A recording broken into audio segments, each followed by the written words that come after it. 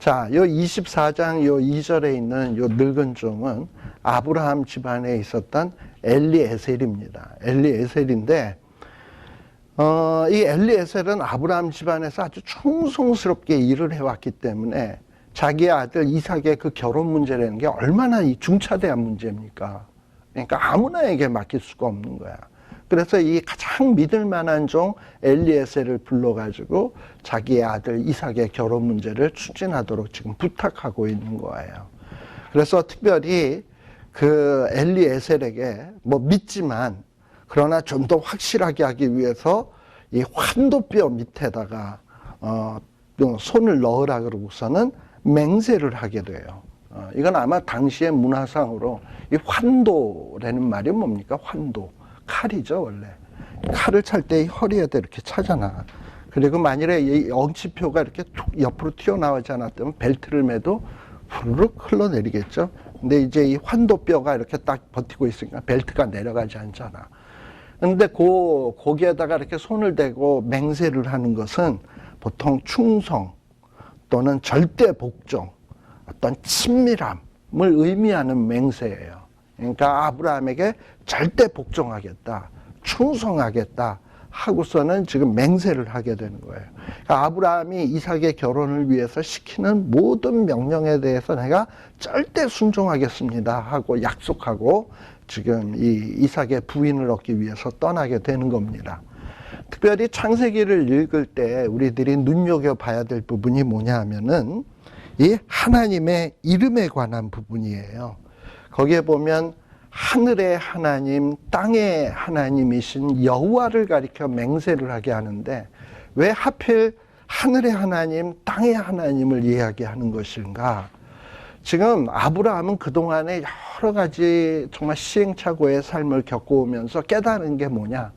아, 모든 것은 하나님이 주관하시는 거구나라는 걸. 하늘에 있는 일이나 땅에 있는 모든 일들은 다 하나님이 주관하시는 거구나. 그리고 하나님이 섭리해 주셔야 되는 거구나.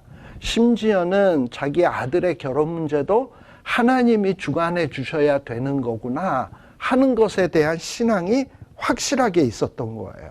그래서 지금 이 엘리에셀을 통해서도 맹세를 하게 할 때도 하늘의 하나님, 땅의 하나님을 가리켜서 맹세를 하게 하는 겁니다. 그러면서 우리 아까도 얘기했습니다만 가나안 족속의 딸 중에서 아들을 위하여 아내 택하지 말고 내 고향 내 족속에게로 가서 내 아들 이삭을 위하여 아들을 택해라 라고 지금 이야기를 하고 있는 거예요. 특별히 여기 내 고향 내 족속은 바단 아람이거든요. 한 여기까지 가려면은 한 며칠 길을 가야 되냐? 20일 길을 가야 돼요. 20일 길을 가야 되는데 엘리에셀이 좀 이렇게 잔머리를 굴린다면 적당히 가나안 사람 중에서 이스라엘 사람하고 비스무리하게 생긴 여자를 데리고 와서 내가 거기서 데리고 온 여자입니다 하고 데리고 해도 뭐 알 거나 뭐야, 그죠? 예. 그럴 수도 있는데 그러니까 지금 아브라함이 엘리에셀을 택한 거야. 또 그래서 또 이 환도뼈에다 손을 대고 하늘의 하나님, 땅의 하나님으로 맹세하게 하고 지금 이 일을 추진을 하고 있는 거예요. 그래서 내 고향, 내 족속, 바로 여기가 어디냐면 바단 아람, 하란 지역입니다. 여러분, 우리 이미 창세기 11장과 12장 공부할 때 갈대아 우르에서 떠날 때는 이 아브라함 집안에서 이렇게 데리고 나올 때 주동자가 누구였습니까? 데라였습니다. 그런데 데라가 하란에 와서 오랫동안 머물다가 죽었죠. 그리고서는 거기서 하란에서 비로소 아브라함이 가나안 땅으로 들어오게 된 거예요. 자, 그래서 데라와 또 여러 식구들이 아마 데라가 떠날 때 따라 나와서 하란 지역에 머물렀던 것 같아요. 또 데라가 또 와서 살다 보니까 그동안에 데라와 함께 오지 않았던 사람도 데라가 거기 사니까 글로 와서 합쳐졌는지도 몰라요. 그래가지고 우리 아까 몇 절까지 했냐 하면은 15절까지 했죠? 네. 자, 그래서 거기에 보면은 말을 마치지 못하여서, 엘리에셀이 기도를 하니까 또 그 기도를 탁 하자마자 그냥 이렇게 리브가가 탁 나오게 되고 또 나오는 소녀가 그냥 박색인 게 아니라 16절에 보면 아름답고 아주 정숙한 처녀고, 또 이렇게 모든 일들이 착착착착 진행되는 것을 이 21절에 보면 엘리에셀이 묵묵히 주목하면서 보게 되죠. 이렇게 보게 되는 과정 속에서 엘리에셀이 뭘 깨닫느냐, 이미 하나님께서 아브라함을 통해서 이 엘리에셀에게 말씀하시기를 네가 가서 순종해서 가면 하나님이 그 사자를 미리 앞서 보내서 역사를 다 하실 거다라고 이야기를 했거든요.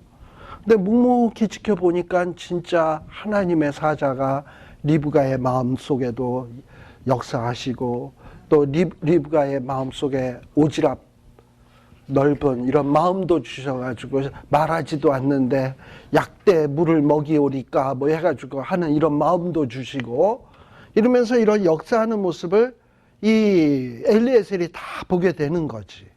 그러면서 과연 21절에 보면 과연 정말 하나님이 이 모든 문제에 있어서 평탄한 길을 주시는구나 하는 그 여부를 깨닫게 되는 거예요. 우리 하나님 역사하시는 방법이 그래요. 자, 그래서 정말 자기가 기도한 내용이 뭐였습니까? 정말 약대까지 이렇게 물을 마시게 하면, 그래서 보니까 약대가 물을 다 마시게 됐거든. 그렇게 되니까 이 여자구나. 뭐 이렇게 되는 거죠. 저도 그렇게 기도를 했는데 밖에 턱 이렇게 커피숍에서 나갔는데 눈이 오잖아. 이거구나. 이제 뭐 이렇게 되는 거잖아요. 이제 이런 식이 되는 거잖아요. 그러다 보니까 이제 엘리에셀이 확신이 있으니까 어떻게 되느냐. 그 패물을 주는 거야. 금고리, 그 다음에 금손 목걸이. 자, 이거는 어떤 결혼에 대한 패물을 주는 것이 아니고, 아마도 리브가가 이렇게 낯선 자기에게 친절을 베푼 것에 대한 고마움의 사례입니다. 원래 이 결혼을 위한 이런 어떤 예물을 주는 것은 신부 측 부모의 허락이 없이는 그런 걸 줄 수가 없어요. 그 서로 결혼이 허가되었을 때 뭐 예를 들면 예단을 보내고 패백을 하고 뭐 이렇게 교환을 하는 거지, 결혼 허락도 안 했는데 뭐 신랑 측에서 신부 측에 예단 보내면 받겠습니까? 그거 허락도 안 했는데. 자, 그래서 이거는 사례로 준 거야. 그런데 제가 볼 때는 이 22절에 이 사례로 준 이 금고리라든지 이 금손 목걸이가 아주 그냥 그 범상치 않았던 것 같아요. 싸구려가 아니라 누가 봐도 이거는 보통 집안이 아니고서는 해줄 수 없는 고가의 이런 물품이었던 것 같아. 자, 그러면서 그걸 주면서 23절에 그러니 또 여자들 이런 거에 약하잖아. 네가 네 딸이냐, 내게 구하라, 유숙할 곳이 있느냐. 이러니까 뭐 이제 이 여자도 마음이 다 녹았지 뭐. 그래가지고 24절에 나는 밀가가 나홀에게 나온 부두엘의 딸이다. 그러니까는 딱 보니까는 이 엘리에셀이 들으니까 자기가 찾고자 하는 집이거든. 나홀. 나홀. 아브라함의 동생이거든요. 그리고 그 집에 부두엘의 딸이다. 그러니까는 이 집이 딱이구나. 근데 또 이 리브가가 이야기하기를 25절에 보니까는 우리 집에 집도 많고 보리도 많고, 여기 집과 보리는 엘리에셀이 먹을 게 아니고 약대가 먹을 겁니다. 뭐 유숙할 곳도 있고. 이러니까는 엘리에셀이 이건 진짜 하나님이 내 기도를 들으셨구나 하고서는 머리 숙여 여호와께 경배하고 가로되 나의 주인 아브라함의 하나님 여호와를 찬송하나이다.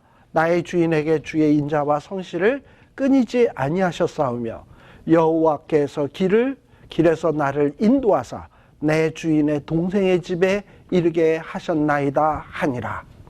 자, 뭐 그동안에 이 엘리에셀이 하나님이 뭐 아브라함의 하나님이라는 거 몰랐겠어요? 또 하나님이 인자하신 하나님이다, 성실하신 하나님이다 몰랐겠습니까? 들어서 알지. 근데 지금 여기에서 엘리에셀이 말하는 인자와 성실의 하나님이라는 건 뭐냐? 자기가 그동안 하나님은 인자하시다, 성실하시다라는 걸 알고는 있었는데 자기가 실질적으로 자기의 삶 속에서 체험하기는 너무 분명한 거야, 이게. 예. 뭐 우리는 뭐 저기 오신실하신주 오신실하신주 이러고 찬송하잖아요.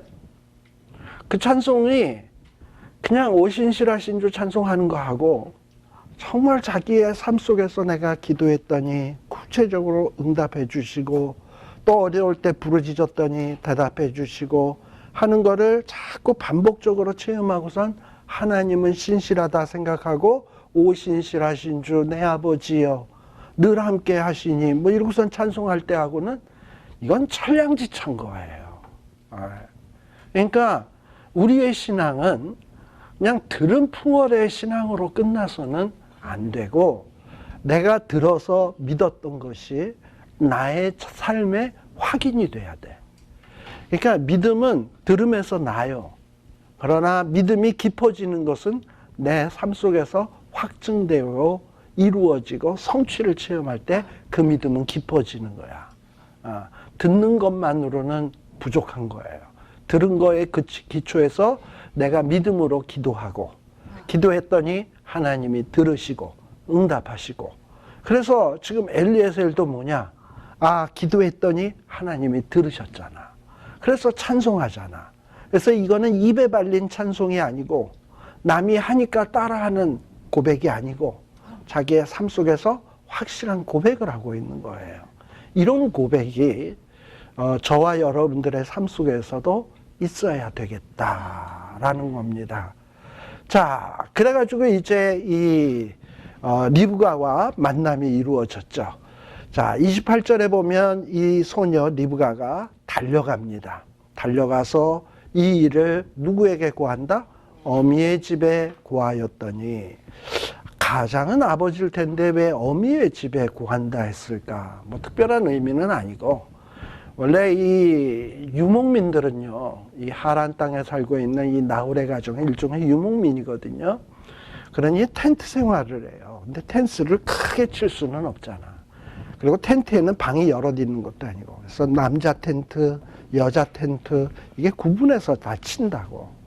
그런데 이 리브가는 아무래도 여자들 텐트 쪽에서 살았을 테니까 자기가 제일 먼저 갈 수 있는 곳이 어디냐면 어미가 있는 어미 텐트로 갔겠지. 그래서 엄마 하고 갔겠지. 손가락엔 뭐가 있어요? 금반지가 있었고 손목에는 뭐가 있어요? 아무튼 금팔찌가 있었고 근데 그게 다 범상치가 않다 그랬죠. 자, 그래가지고 막 고하는데 또 여자들 엄마가 딱 봤을 때 애가 딱 들어왔는데 손에 못 끼고 있고 팔에 못 끼고 있고 범상치 않은 건데 뭐 어떤 사람을 만났는데 뭐 아브라함 집에서 왔다 그러고 보아하니 뭐 며느리 구하러 온 것 같다 그러고 손가락질을 보니까 팔목을 보니까 범상치가 않단 말이지. 그쵸? 예. 그래서 30절에 보니까는 뭐라고 얘기합니까? 거기 어미 집에 고하였더니 또 라반이 운밀로 달려가서 그 사람에게 이르니 그가 그 누이의 고리와 그 손에 손목고리를 보고 자, 그니 이게 라반이 아주 이 엘리에셀에게 아주 이렇게 정중하게 나오는 데는 뭐 때문이다? 이 목고리와 손목고리가 아주 큰 역할을 하게 된 거예요. 그리고 그걸 딱 보니까 이 사람을 만나야 되겠구나 라는 판단을 한 거지. 그래가지고 나아가서 이제 만나게 된 거예요. 그리고 또 범상치 않은 걸 준 거 보니까 이제 좀 좋게 대하기 위해서 31절에 라반이 가로되 여호와께 복을 받은 자여 들어오소서. 자, 이 라반이 신앙이 좋아서 이런 얘기를 했을까요? 그건 아니고 인사말이에요. 그러니까 상대방이 좀 대단한 분 같으니까 좀 자기 쪽에서도 좀 이렇게 잘 보이려고 아주 립 서비스를 하는 거지. 여호와께 복을 받은 자여 어찌 밖에 섰나이까. 그리고서는 이제 이 자기의 그 처소로 드리게 되는 일들이 벌어지게 됩니다. 그리고서는 32절에 보면은 뭐 약대에게 모든 짐을 부리게 하고 먹을 거 주고 또 사람에게 발 씻을 물을 주고 식물을 주고 뭐 이러고서는 그 엘리에셀의 마음 환심을 사기 위해서 최선을 다하고 있습니다. 자, 그런데 33절에 보면 엘리에셀은 어떻게 하냐? 내 일을 진술하기 전에는 먹지 아니하겠나이다. 참 이걸 보면 엘리에셀은 참 신실한 종인 것을 알 수 있어요. 자기가 온 것은 뭐 얻어먹기 위해서 환대를 받기 위해서 온 것도 아니고 뭐 하기 위해서 왔다? 아브라함이 시킨 명령을 시행하러 온 거예요. 그러니까 엘리에셀의 마음속에는 내가 주인의 명령을 완수해야 되는데 이 마음이 있었던 거야. 우리 성경에 보게 되면은 맡은 자에 구할 것은 충성이니라. 그러니까 참 엘리에셀은 신실한 종이라 이 말이에요. 우리도 역시 다 주님의 종이거든요. 그러니까 우리의 마음속에 어떻게 하면 세상에서 내가 환대를 받을까, 칭찬을 받을까, 거기에 관심을 기울이기보다는 주님이 나에게 맡기신 일이 있는데 내가 이거를 어떻게 하면 완수할 수 있을까? 여기에다 신경을 쓰다 보면 나머지 문제는 하나님이 알아서 책임져 주시는 거예요. 그러니까 엘리에셀의 눈에는 발 씻어주는 거, 약대에게 뭐 먹여주는 거, 좋은 음식 주는 거, 이게 지금 하나도 다 중요한 문제가 아니야, 엘리에셀에게 있어서. 지금 자기가 온 목적을 이루는 것이 이게 중요한 거예요. 이게 종이 가져야 될 마음입니다. 34절에 보면 그는 가로되 나는 아브라함의 뭐니이다? 종이니이다. 사실 이 엘리에셀은 종이 아니에요. 그 집의 최고 집사장이에요. 그러니까는 우리 같으면 뭐라고 얘기하겠습니까? 뭐 예를 들면은 뭐 삼성의 부회장쯤 된다고 합시다. 그러면 어디 가면은 우리가 명함을 낼 때 뭐라고 하겠습니까? 내가 삼성의 부회장이다 이러지. 나는 이건희의 종입니다. 이럴 사람 있나요? 네. 근데 이 엘리에셀은 참 겸손한 사람이야. 자기는 이 아브라함 집안의 집사장입니다. 이럴 수도 있는 것인데 그게 아니라 나는 아브라함의 종이다. 이러고서는 자기를 겸손하게 얘기를 하고 있어요. 그리고 35절에 보게 되면 또 이 라반과 이 리브가의 부모에게 안심을 시키기 위해서 아브라함 집안에 대해서 좋게 이야기하는 것을 보게 돼요. 뭐냐? 나의 주인은 어떤 사람이냐? 하나님이 크게 복 주신 집이다. 또 하나님이 창성케 한 집이다. 또 하나님이 우양도 주시고 은금도 주시고 35절입니다. 노비도 주시고 약대도 주시고 나귀도 그에게 주셨다. 자, 근데 여기에 말하는 걸 가만 보면 우리 아브라함이 열심히 일해서 은금을 모으고 우양을 모으고 뭐 이랬다고 얘기하고 있습니까? 여호와께서 이렇게 복 주신 집이다라는 거예요. 그다음에 또 36절에 보면 나의 주인의 부인 사라가 노년에 나의 주인에게 아들을 낳음에 그 모든 소유를 그 아들에게 주셨다.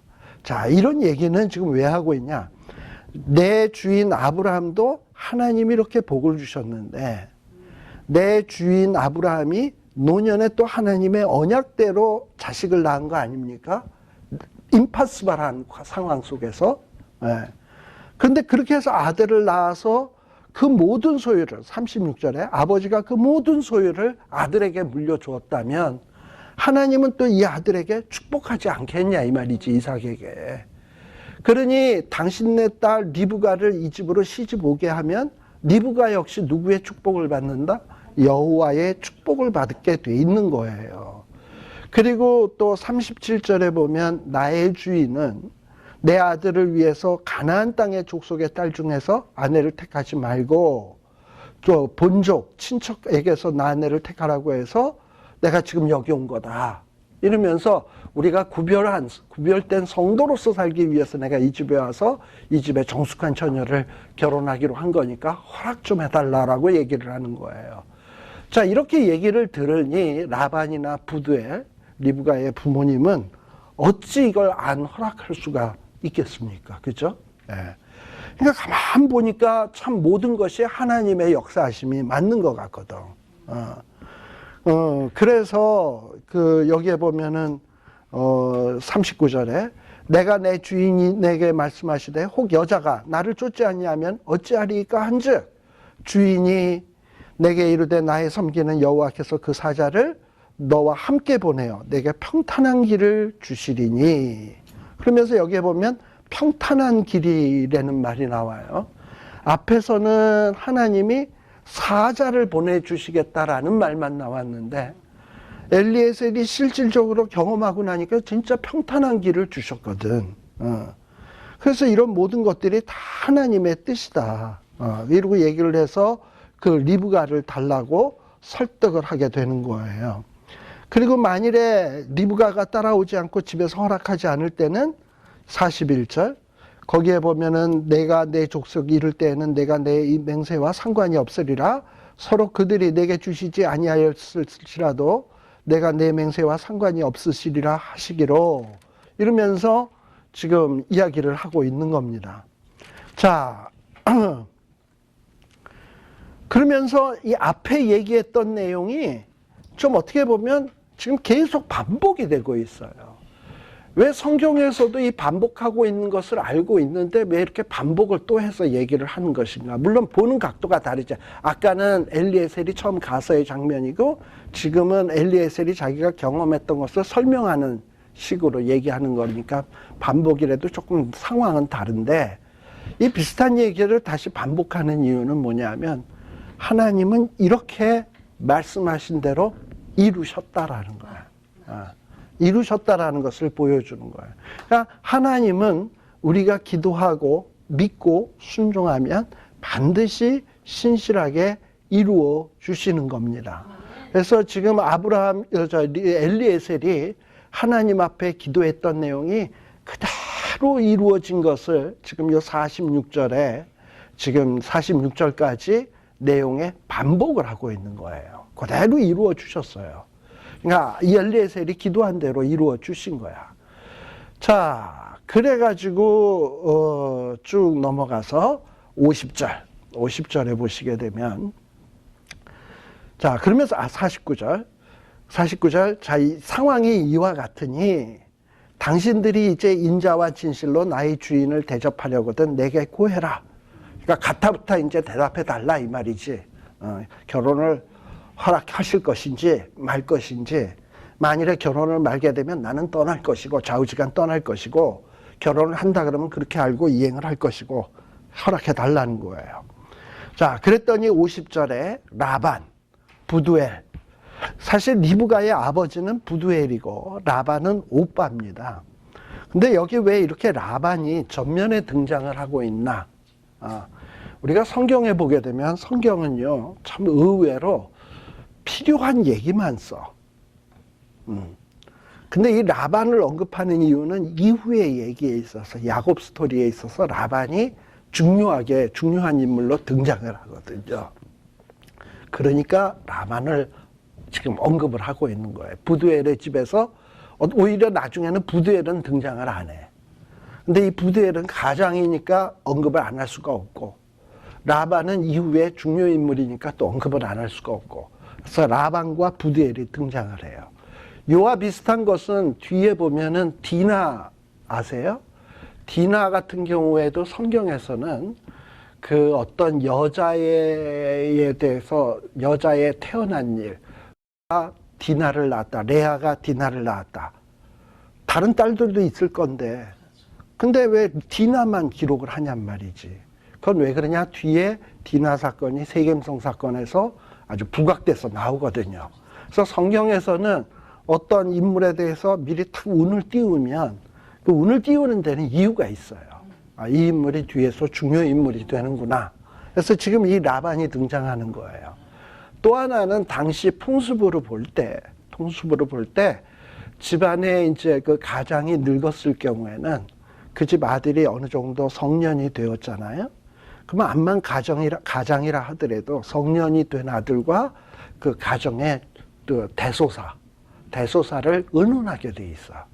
특히 딸의 시집이라든지 자식들의 어떤 결혼 문제 같은 경우, 암만 아버지가 최고 막강한 권한을 가진다 하더라도 아들의 어떤 동의를 받지 않고서는 함부로 결정을 안 하는 거예요. 그래서 지금 이 라반과 부두엘이 같이 등장을 하고 있는 거예요. 그리고 리브가의 결혼 문제에 있어서 이렇게 지금 결정권자로 등장을 하고 있다라는 거. 근데 이 지금 두 양반이 뭐라고 얘기를 하느냐? 이 일이 뭐로 말미암았다? 여호와께로 말미암았다. 우리는 가부를 말할 수 없노라. 이 얘기는 가부를 말하지 않겠다라는 얘기가 아니라 여호와로 말미암았는데 우리가 뭐 가타부타 얘기할 수 있겠느냐. 당연히 해야 될 일이지. 그러니까 이 부드엘이나 라반은 다 어떤 거냐. 지금 이 엘리에셀의 얘기를 가만 듣고 보니 이거는 하나님의 역사하심이 틀림없다.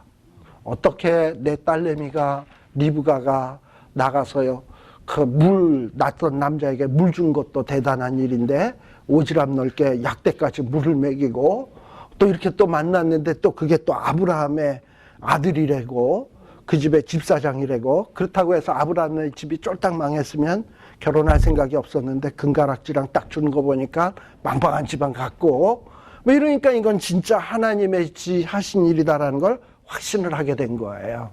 자, 그래서 여기에 보면 지금 이 하나님의 하시는 일에 대한 증인이 누구냐? 첫 번째는 서술자. 지금 요 창세기의 서술자는 지금 이 일이 하나님이 하시는 일이라는 걸 알고 있어. 그렇죠? 모세는. 그렇죠?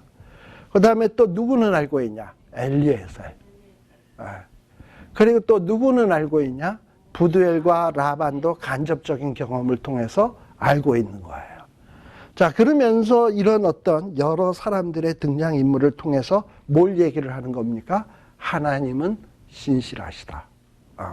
하나님은 여호와의, 물론 모리아산에서 양을 준비한 것도 여호와의 일이겠지만 하나님은 아브라함을 약속의 씨로 선택했으면 이삭도 약속의 씨고 또 약속의 씨라 그런다면 그 씨바지할 수 있는 부인도 하나님은 미리미리 준비하신다는 거.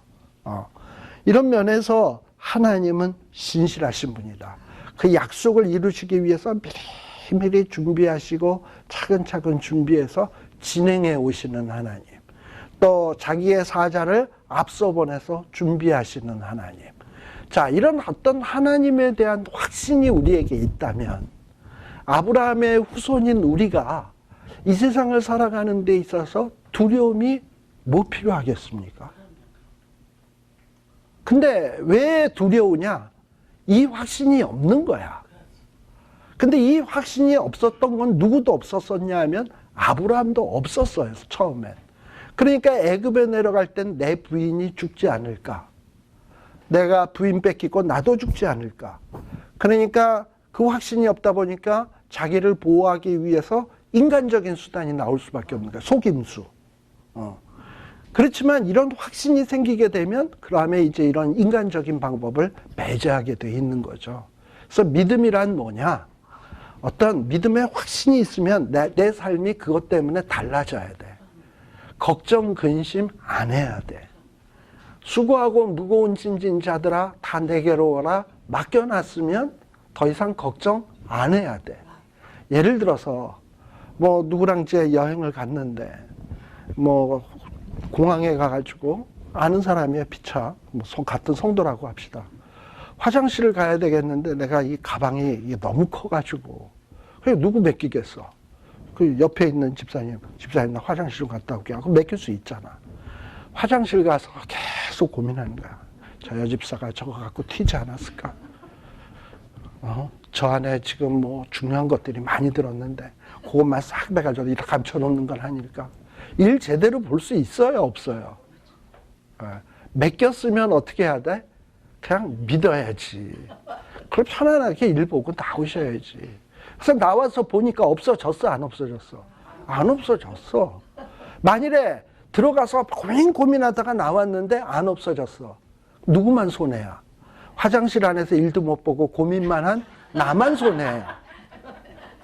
나와보니까 안 없어졌으면. 그렇잖아요. 또 없어졌어. 나와보니까. 없어졌으면 차라리 그냥 믿고 있다가 나왔는데 없어졌어. 그러면은 믿고 있는 동안에는 편안했잖아. 근데 믿고 있는데 나왔는데 없어졌어. 근데 막 계속 고민을 하다가 나와서 없으면 고민하는 동안도 손해고 없어진 것도 손해잖아. 없어질 거면 어차피 없어져요. 그러니까는 너무 고민할 필요가 없을 것 같아. 근데 우리가 짐을 맡기는 분은 인간 집사님이 아니에요. 누구 하냐? 수고하고 무거운 짐진 자들아 다 누구에게로 오라? 내게가 누구야? 내게가 예수님이야. 예수님의 배 맡겨놓고선 걱정을 하면 도대체 어떤 일이 돼야 안 걱정하시겠어? 아니, 예수님에게 맡겨놓고서도 걱정을 한다 치면 은행에도 너희들 걱정 안 될까? 은행 불날까? 은행이 혹시 망하지는 않을까? 별 생각 다 들 거 아니에요. 그렇잖아요. 그러니까 우리 택한 자의 자녀는 하나님이 앞길을 예비하게 돼 있어요. 그리고서 그냥 맡기세요. 그리고 맡긴다 그래서 그래 맡겼으니까 나는 이제 탕자태자 놀자가 아니야. 우리 하나님은 일의 순서를 우리에게 분명히 얘기해 줘요. 뭐냐 하면은 수고하고 무거운 짐은 다 주님 앞에 맡기고 우리의 복은 뭘 하라 그러냐면 먼저 그의 나라와 그의 의를 구하라 그래. 그러니까 우리가 힘써야 될 것은 세상 염려, 걱정, 근심이 아니고 그건 주님 앞에 맡기고 우리는 뭐 하냐? 그의 나라를 그의 의를 이루려면 내가 어떻게 해야 될 것인가? 여기에 고민을 하고 신경을 쓰다 보면 하나님이 어떤 이런 시시콜콜한 문제는 다 알아서 하나님이 준비해 주세요. 그게 삶에서 살면서 확인이 되면 나이 들어가고 믿음의 연륜이 커질수록 걱정, 근심이 없어져. 근데 그게 체험이 안 되면 다 걱정, 근심 속에서 사로잡혀서 헤어나올 수가 없어요. 그러니까 여러분들이 너무 염려하지 마세요. 여기 보면은 지금 엘리에셀, 이 라반, 그 다음에 부두엘, 지금 이 모세, 이런 자들을 통해서 하나님은 어떤 분이다? 이렇게 미리미리 준비하시는 하나님이다라는 거예요. 자, 그리고 51절에 보면 뭐냐? 리브가가 그대 앞에 있으니 데리고 가라. 여호와의 명대로 그대의 주인 아들의 아내가 되게 하라. 그래가지고 그냥 엎드려서 절을 하고 또 53절에 보니까 은금, 폐물, 아까 열필에 바리바리 싣고 갔다 그랬죠? 예. 그래가지고 다 주고 오라비에게도 주고 어미에게도 주고. 자, 근데 왜 이렇게 주냐? 이거 딸 달라고 뇌물을 바치는 거냐? 이게 아니라 원래 그 이스라엘 사람들이 결혼을 할 때 신랑 측은 신부 측에 지참금이라는 걸 줘요. 이거 왜 그러냐 하면 우리가 아까도 봤다시피 성문발 운물, 물길로 나오는 일들을 누가 했냐면 보통 부잣집에는 남자종들이 주로 하지만 좀 이렇게 경제적인 능력이 없을 경우에는 집안에 있는 여자들이라 할지라도 물 깃는 일들을 하게 돼 있어요. 근데 그런 여자가 남의 집에 시집을 가버리면 일손이 하나 없어지는 거잖아.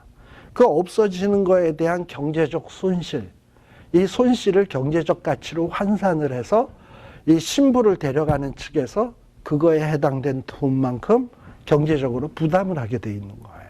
그래서 예물을 주는 거예요. 그래서 지금 그렇게 해서 이 엘리에셀이 이 리브가가 그동안에 라반의 집에 대해서 수고했던 이런 것들을 어떤 여러 가지 경제적 가치로 환산을 해가지고 보물로 해서 주는 겁니다. 그리고서 이제 떠나게 되는데, 자, 그런데 여기 뭐라고 돼 있냐면은 57절에요. 마지막으로 이 부두엘과 라반은 이 리브가를 불러서 너 정말 시집 갈래? 이러고서 이제 물어봐서 여자의 의견도 중요하잖아. 리브가의 의견도 중요하잖아요. 그래가지고 이제 물어보겠다고 하는 거예요. 자, 그랬더니 58절에 뭐라고 얘기하냐? 리브가를 불러서 리브가에게 말하기를 네가 진짜 이 엘리에셀과 함께 가려느냐? 이랬더니 그 리브가가 대답하되 뭐라고요? 가겠나이다. 이게 쉬운 결정입니까? 힘든 결정입니까? 암만 손가락질, 금고리, 팔찌 이게 값이 나가는 것처럼 보인다 할지라도 신랑 한 번 얼굴 본 적 없고 미팅 한 번 한 적 없고 그렇다고 또 뭐 아브라함 집을 안 본 적도 없고 그리고 지금 한 20일 동안의 긴 여정을 가야 되고 가족을 떠나야 되고 그런데 낯선 남자가 왔는데 이 사람 말만 믿고 따라가겠다. 아, 이거 쉬운 결정 아니거든요. 그런데 이 리브가의 마음속에도 여호와의 사자가 다 역사하신 거야. 또 리브가도 이 우물가에서 엘리에셀을 만나는 순간서부터 범상치 않다 여겼고, 그리고 엘리에셀의 말을 들어보니까 신뢰도 가고, 그러면서 뭔가 마음에 믿음이 생겨지면서 아주 결단을, 아주 얘기를 듣자마자 아주 즉각 이렇게 결단을 하는 이런 리브가의 모습을 볼 수 있습니다. 자, 그러니 리브가가 이렇게 결정을 했으니 이제 뭐 누군들 반대하겠습니까? 자, 그래서 여기 누구를 보내냐? 그들이 그 누이 리브가와 그의 누구? 유모가 누군지 아세요? 드보라라고 하는 유모가 있습니다. 드보라는 우리 사사기에 보면은 드보라라고 하는 사사도 있습니다만 리브가의 유모 드보라도 있다는 사실을 기억하십시오. 그리고 훗날 누굽니까? 이삭의 어머니가 리브가잖아. 근데 리브가의 유모는 드보라잖아. 리브가는 일찍 죽거든요. 그러고 난 다음에 이 유모랑 한번 이 리브가가 같이 오랫동안 산 것 같아. 어머니를 기억하면서. 근데 이 유모 드보라가 죽은 다음에는 또 그렇게 이삭이 슬퍼해요. 어머니를 잃은 것처럼. 그만큼 이 드보라라고 하는 유모가 있다는 사실도 기억하십시오. 자, 그러면 사사기에 나온 드보라하고 이 유모는 다른 인물이라고요. 예. 예. 자, 그런데 이 유모와 아브라함의 종과 종자들을 보내게 된 거예요. 자, 보내면서 60절에 보면 리브가에게 축복을 하는데, 우리 보통 말이 시된다라는 말을 많이 해요. 그런데 여기 보면 이 축복하는 사람들이 누구냐? 라반하고 부두엘이에요. 이 사람들은 신앙이 좋은 사람도 아니에요. 근데 그럼에도 불구하고 뭐라고 축복을 하냐? 우리 누이여 너는 천만인의 어미가 될지어다. 내 씨로 원수의 성문을 얻게 할지어다. 자기도 이 내용이 뭔지 모르고선 얘기하는데 그 얘기가 이루어지는 거야. 자, 우리가 알다시피 아브라함은 믿음의 조상입니다. 그럼 이삭도 역시 믿음의 조상인데, 그동안에는 천만인의 어미의 역할을 누가 해왔냐 하면 사라. 자, 근데 사라가 이미 이전에 막벨라고 그래서 죽어서 장사 지내졌죠? 이제 누가 이 사라의 위치를 대체할 것인가의 문제였는데, 이제 누가 그 자리로 치고 들어오는 거야? 리브가가. 그래서 이제 리브가는 뭐가 되는 거냐? 천만인의 어미가 되는 거예요. 이 천만인 가운데는 믿음의 어머니. 그러니까 어떤 면이냐? 네가 가겠느냐? 저 하나님의 복의 근원을 따라가겠느냐 했을 때 따라가겠나이다. 이게 리브가의 결정이었거든요. 바로 모든 신자들은 어떤 사람이냐? 주를 따라가겠느냐? 따라가겠나이다 하는 사람들이거든요. 그런 면에서 리브가는 그런 자들의 조상인 거야. 천만인의 어미야.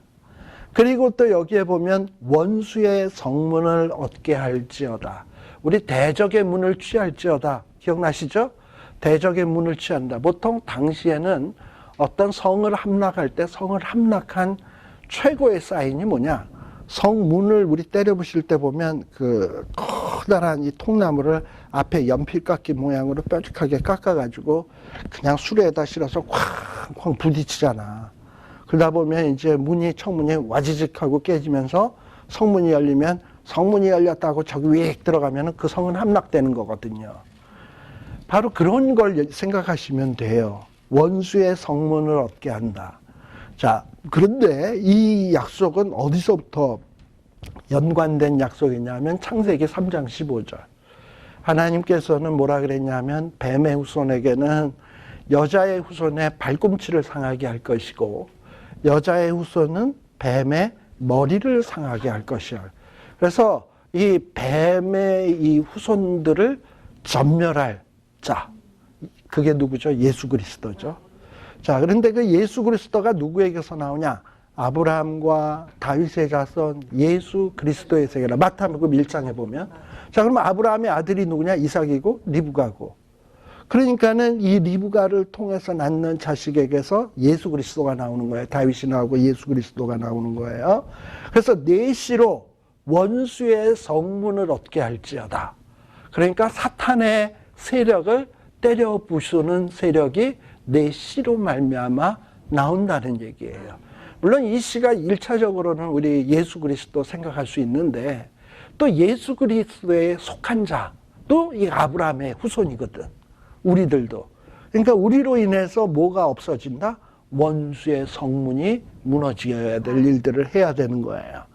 자, 그래서 결국은 리브가가 이런 결단을 하고 이런 축복을 받으면서 여러 종들과 함께 약대를 타고 이제 돌아오게 되는 겁니다. 자, 그런데 때에 이삭이 부엘라 헤로이에서 왔으니 그가 남방에 거하였음이라. 아마도 이삭의 그 부모님, 특별히 엄마가 죽은 다음에 그 헤브론 지역에서 살다가 무슨 이유인지는 모르지만은 좀 이렇게 남방 쪽으로 좀 이사 와서 살고 있었던 것 같아요. 자, 그런데 63절에 보면 이삭이 해가 저물 때 들에 나가 뭐 했다? 묵상. 뭘 묵상했을까요? 네. 뭘 묵상했을까요? 자, 우리가 보통 이삭이 결혼할 때의 나이가 뭐냐면 40세예요. 근데 이삭이 어머니가 돌아가셨을 때의 나이가 몇 살이냐면 37세예요. 37세에 어머니가 돌아가요. 어머니가 127세에 돌아가셨잖아. 어머니가 이삭을 몇 세에 낳았어요? 90세에 낳았잖아. 아니, 90세에 낳았지. 아브라함이 100세. 그러니까는 사라가 이삭을 낳았을 때는 몇 살이 90세고 그리고 127세에 죽었으니까 127에서 90 빼면 37 아닙니까? 그러니까 사라가 죽었을 때 이삭의 나이가 37세야.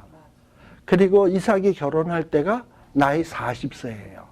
그러니까 3년 동안 어머니가 없었어요. 그러니까 특별히 어머니의 사랑을 이삭은 참 많이 받고 자랐거든요. 독자였으니까. 그러니까 어머니가 일찍 돌아가신 거에 대해서 굉장히 많은 슬픔이 있었던 것 같아요. 아마도 들에서 묵상하던 것 가운데는 어머니를 생각하면서 슬퍼하는 묵상이었을 수도 있고, 또 하나는 나이 40이잖아.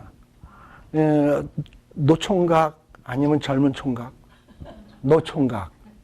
결혼할 나이인데 이미 40세에서는 벌써 헷으로 부인을 둘씩이나 거느렸어요.